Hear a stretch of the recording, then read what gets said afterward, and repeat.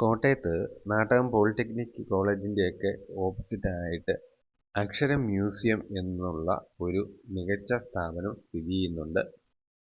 അത് SPCSൻ്റെ വകയാണ്, അതായത് സാഹിത്യ പ്രവർത്തക സഹകരണ സംഘം.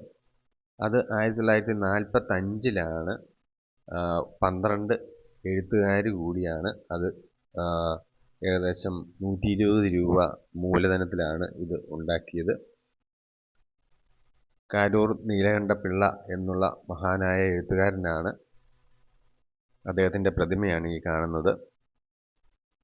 അദ്ദേഹം 1945 മുതൽ 65 വരെ 20 വർഷം ആദ്യത്തെ ഈ SPCSൻ്റെ സെക്രട്ടറിയായി ജോലി ചെയ്തു. പൂവമ്പഴം, ആനക്കാരൻ, മരപ്പാവകൾ ഇതൊക്കെ അദ്ദേഹത്തിൻ്റെ മികച്ച കൃതികളാണ്. ഇവിടെ ഒരു മ്യൂസിയം ഉണ്ട്. ആ മ്യൂസിയത്തിൽ വളരെയധികം അറിവുകൾ കിട്ടുന്ന പലതരം കാര്യങ്ങളെക്കുറിച്ച് അറിയാൻ പറ്റും. ഇത് പുസ്തക ശേഖരം ഇവിടെ ഒരു ഡെമോയ്ക്ക് വെച്ചിട്ടുണ്ട്.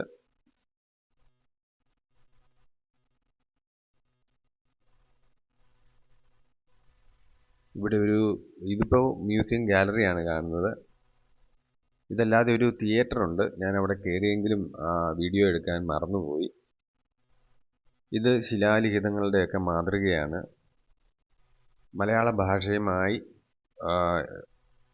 വളരെയധികം ബന്ധപ്പെട്ട് കിടക്കുന്ന പലതരം അറിവുകൾ അറിയാൻ വേണ്ടി മലയാള ഭാഷയെ സ്നേഹിക്കുന്നവർക്കും മികച്ച എഴുത്തുകാർക്കും എല്ലാം വളരെയധികം താല്പര്യം ഉളവാക്കുന്ന ഒരു കാര്യമാണ്.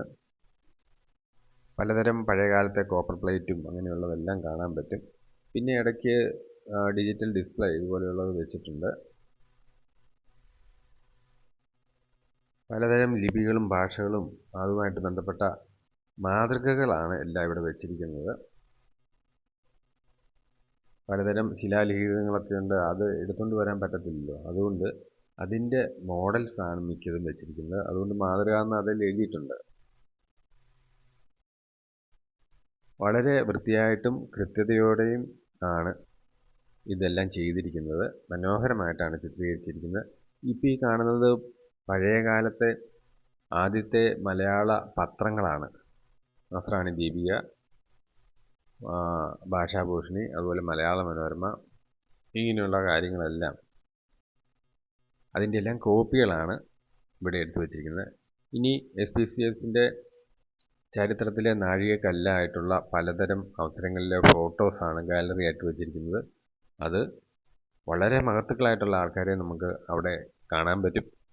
ഇനി ഇത് അവർ സിഗ്നേച്ചർ, അവരുടെ ഒപ്പുകളാണ്. അവരുടെ ഒപ്പുകൾ ശേഖരിച്ച് നല്ല വൃത്തിയായിട്ട് അറേഞ്ച് ചെയ്ത് വെച്ചിട്ടുണ്ട്. ഇത് SPCS ആദ്യകാലത്ത് ഇറക്കിയ പുസ്തകങ്ങളാണ്. അന്ന് മറ്റ് പ്രസിദ്ധീകരണശാലകളൊന്നും ഇല്ലാത്തതുകൊണ്ട് SPCS വഴി ഒരു പുസ്തകം പ്രസിദ്ധീകരിക്കുക എന്ന് പറഞ്ഞാൽ എഴുത്തുകാരൻ്റെ ഒരു സ്വപ്നമായിരുന്നു. ഇത് SPCSൻ്റെ ന്യൂസ് റീലാണ്. പഴയകാലത്തെ ആൾക്കാരുടെ മികച്ച എഴുത്തുകാരുടെയും അതുപോലെ അവരുടെ ഓഫീസ് ഭാരവാഹികളും ഒക്കെ അവരെല്ലാം മികച്ച എഴുത്തുകാരെയൊക്കെ കാണാൻ പറ്റും. ഇത് അവരുടെ ആ ചരിത്രം എഴുതിയിരിക്കുന്ന പ്രധാന കാര്യങ്ങളെല്ലാം ഇവിടെ നോക്കി നിങ്ങൾക്ക് മനസ്സിലാക്കാൻ പറ്റും.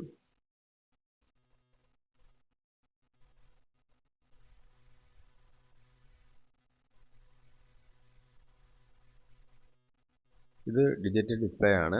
ഇവിടെ നമുക്ക് കൈകൊണ്ട് സ്ക്രോൾ ചെയ്ത് നമുക്ക് മുഴുവനും ചരിത്രവും SPCSൻ്റെ ഇതുവരെയുള്ള എല്ലാ കാര്യങ്ങളും നന്നായിട്ട് മനസ്സിലാക്കാൻ പറ്റും.